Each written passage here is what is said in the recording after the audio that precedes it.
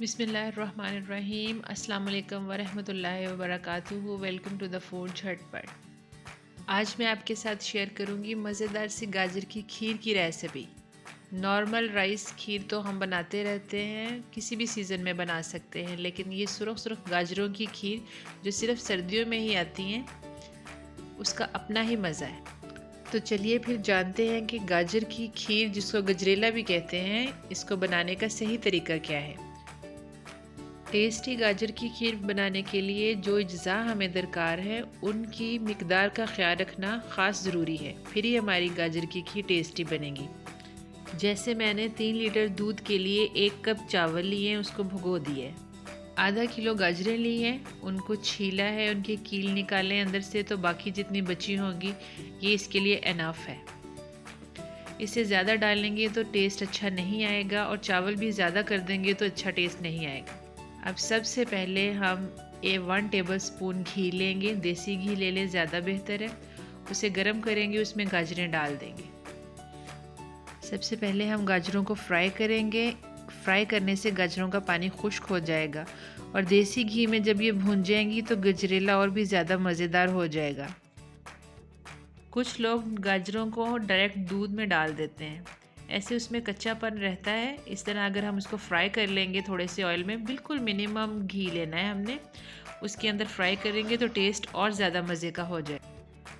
गाजरों का तमाम पानी खुश्क हो जाए तब हम इसके अंदर चावल डालेंगे। चावल जो हमने 2 घंटे पहले भिगो के रखे थे, उसको हाथों से मसल लेंगे।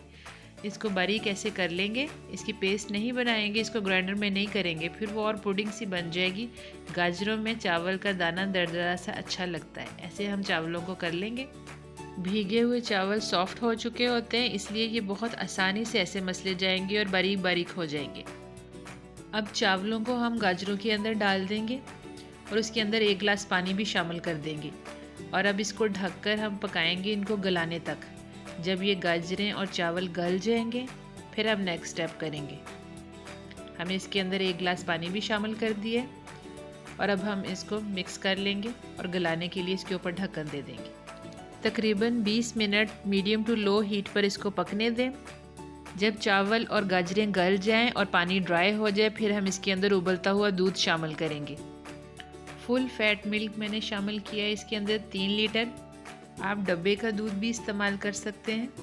इस खीर को बनाने में टाइम लगता है, इसको झटपट बनाएंगे तो इसमें वो टेस्ट नहीं आएगा। अब हल्की हीट करके इसको ढक्कन दे देंगे और मीडियम टू लो हीट पर हम इसको पकाएंगे।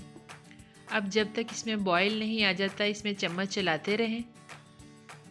3-4 इलायची का पाउडर डालेंगे, ½ टी स्पून के करीब। अब हम इसको ढककर 45 मिनट तक पकाएंगे, कम अज़ कम मीडियम टू लो हीट पर। 45 मिनट के बाद जब हम ढक्कन उठाएंगे तो उस वक्त गाजरें और चावल दोनों गल चुके होंगे और दूध के साथ यकजान हो चुके होंगे। यहाँ पर अक्सर लोग गलती करते हैं, अभी खीर गाढ़ी हुई है, पकी नहीं है।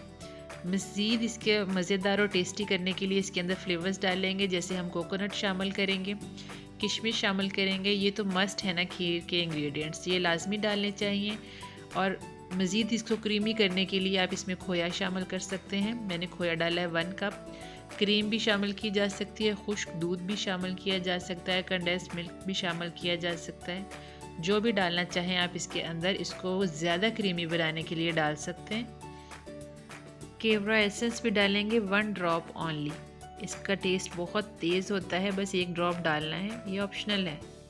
अब इसमें चीनी शामिल करेंगे, 250 ग्राम चीनी, यानी कि मैंने 1 पाव चीनी इसके अंदर इस्तेमाल की है। आप अपने टेस्ट के हिसाब से कम या ज़्यादा चीनी डाल सकते हैं। चीनी डालने के बाद ये चीनी पानी छोड़ेगी। आपने इसको मज़ीद 5 मिनट तक पका लेना है, ताकि वो पानी ड्राई हो जाए और ये और मज़ीद गाढ़ी हो जाए। जब बबल बनना शुरू हो जाएंगे और आप पर छींटे पड़ना शुरू हो जाएंगे, तब आप समझ जाएंगे खीर तैयार है। लीजिए, ज़बरदस्त शानदार सी गाजरों की खीर रेडी है। इसको सर्व करेंगे। इसको हम 2 घंटे कम अज़ कम ठंडा करने के बाद खाएंगे। गरम गरम भी इसको खाया जा सकता है, सर्दियों में तो ख़ास तौर पे गरम गरम का भी बहुत मज़ा आता है। ठंडी होकर ये ज़्यादा क्रीमी और गाढ़ी हो जाती है। देखने में ये जितनी टेम्पटिंग लग रही है, खाने में उससे भी ज़्यादा मज़ेदार है।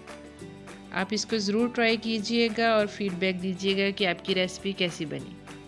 उम्मीद है कि रेसिपी अच्छी लगी होगी। रेसिपी अच्छी लगी है तो लाइक और शेयर कर दिया करें, और अगर चैनल पर नए हैं तो चैनल को लाजमी सब्सक्राइब कीजिएगा। इसके साथ ही वीडियो का इख्तिताम करते हैं। अपना बहुत सा ख्याल रखिएगा, दुआ में याद रखिएगा। फिर मिलेंगे नेक्स्ट झटपट रेसिपी के साथ। अल्लाह हाफिज़। Thanks for watching.